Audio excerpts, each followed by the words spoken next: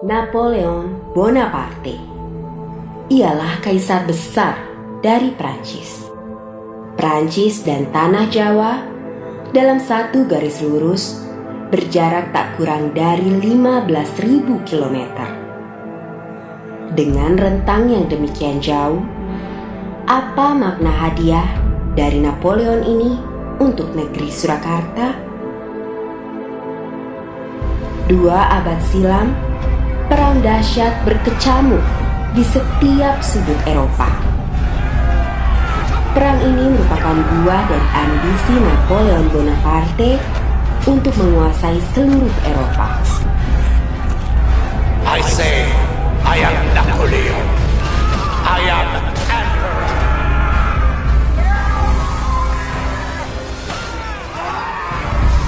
Agresi ke seluruh penjuru Eropa pun digulirkan. Pada Januari 1795, Belanda takluk dan jatuh ke tangan Prancis. Hindia Belanda dengan sendirinya menjadi wilayah jajahan Prancis. Namun, Inggris tak tinggal diam. Dia berupaya merebut Jawa dari tangan Prancis.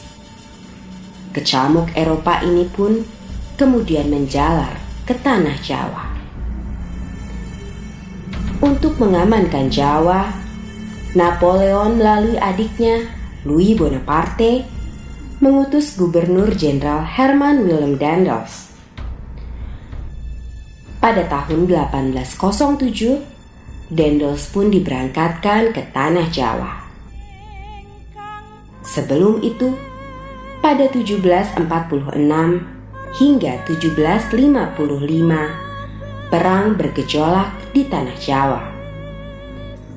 Gejolak ini dipicu oleh kebijakan Pakubuwana II yang menyerahkan Keraton Surakarta kepada Perserikatan Perusahaan Dagang Hindia Belanda atau VOC.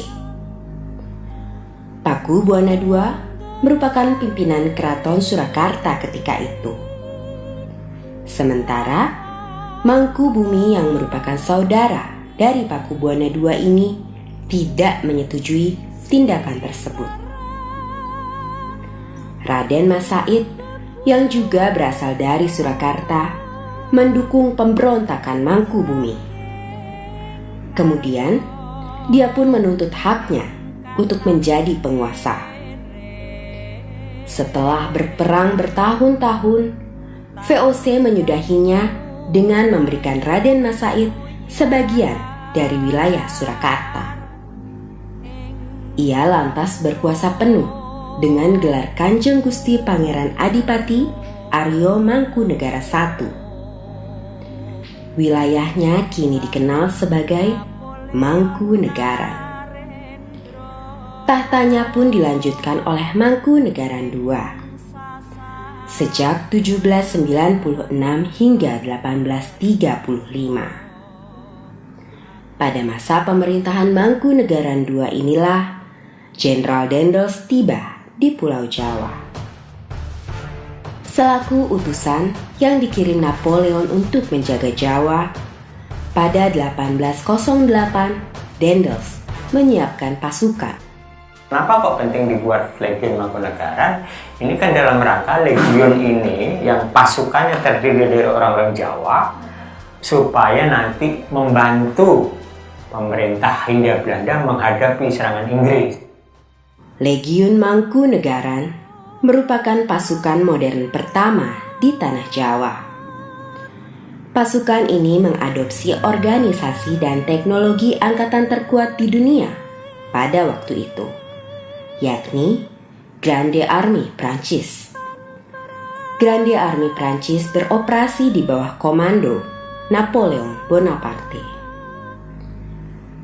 Pada 29 Juli 1808, Daendels menetapkan keberadaan Legiun Mangkunegaran dalam pasukan gabungan Prancis-Belanda Jawa untuk melawan Inggris. Pembiayaan dan perawatan pasukan disediakan oleh pemerintah Prancis. Di bawah Daendels, seragam pasukan Legiun Mangkunegaran pun mengadopsi busana Prancis. tak hanya pada seragam. Jejak pikiran Napoleon juga nampak dalam sistem pertahanan, administrasi, dan peradilan. Pengaruh Prancis ini pun mewujud pada arsitektur bangunan serta properti Pura Mangkunegaran. Pura Mangkunegaran ini dibangun di tengah kota Surakarta. Pura Mangkunegaran didirikan pada 1757 dalam Perjanjian Salatiga. Secara struktur, kedudukannya berada di bawah Keraton Surakarta, yakni sebagai kadipaten. Posisi Keraton Surakarta inilah yang membuat Napoleon memberikan hadiah melalui utusannya kepada Pakubuwana IV sebagai pimpinan tertinggi di Surakarta ketika itu.